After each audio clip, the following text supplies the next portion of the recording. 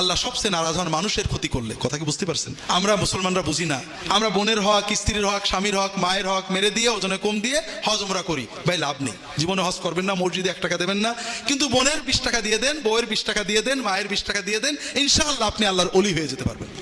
হুজুরে 2000 হাদিয়া দিলেন, যদি আল্লাহকে খুশি করতে দেন নফল দান, আর হুজুরের নেক নজরের জন্য দেন শিরিক।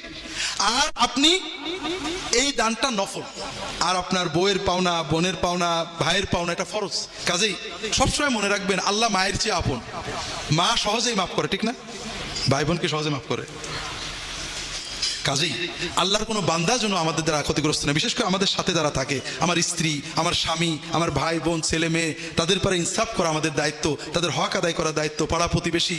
আমি মানুষের উপকার করতে না পারি, অন্তত কারোর হক নষ্ট না হয়। 2 নম্বর, সাধ্য হলে মানুষের উপকার করা।